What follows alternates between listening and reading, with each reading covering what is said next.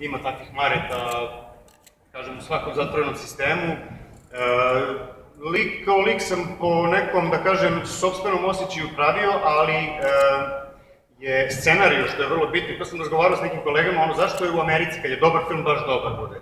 Scenarij je savršeno napisan, savršeno precizno urađen, da tu nije bilo neke velike muke i filozofije se to napravi. Uglavnom, scenarij je često najveći problem filma. Tako je, a ovo je stvarno precizno napisano, svaki odnos, svaki lik, tako da nije bilo ne znam koliko velikog truda da se to uradi. I sad, evo ja jedno čekam da vidi publika film, da vidi kako će reakcija onda biti, ali... I kolegi novinari. Tako i kolegi novinari. Smijem da kažem, film smo bazili na te kodove ponašanja, da tačno svako zna gde mu je mesto od onog najnižeg do Mareta, znači zna ko je i koliko vredi na tom bloku tu gde jeste, znači ne pomažu vam tu novac s polja, ne pomažu vam nikakve kombinacije s polja, tu si ono što jesi, tu si sam, čisto ti. I te kodove smo morali da radimo da lik kad prilazi potčinjeni Maretu, ne sme da ga pogleda u oči, recimo, da jako zna da je njemu zviznuo 2 puta, da dotrči, da stane i da kaže molim Mare, zvao si me, još da pita kao da si me tražio. Znači, tačno sve kodove ponašanja, sve ta hijerarhija njihova, mogu da poredim jedino sa vojskom još.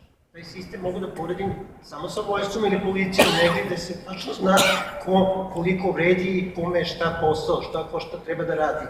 Tu služba ne može ništa da uradi i služba neće da komunicira ni sa Jovanom, neće da komunicira ni sa Petrom, ni sa kim, tu je jedino Mare, oni dolaze kod Mareta, Mare njima sređe da bude mir na bloku, da nema tuča, nema krvi, nema mrtvih, dani prolaze, kazne im prolaze, oni ne mogu da izleče nikoga, 250 osuđenika može da se leči tu, u Srbiji ih čeka 25.000 na lečenje u toj ustanovi, znači oni samo prolaze i čekaju neki beli papir gde piše da je izlečen, a u stvari izlaze sa problemom mnogo većim.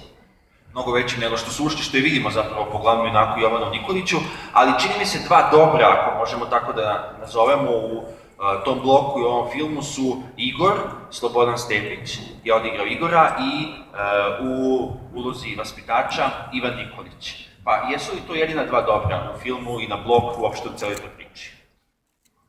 Dobar dan.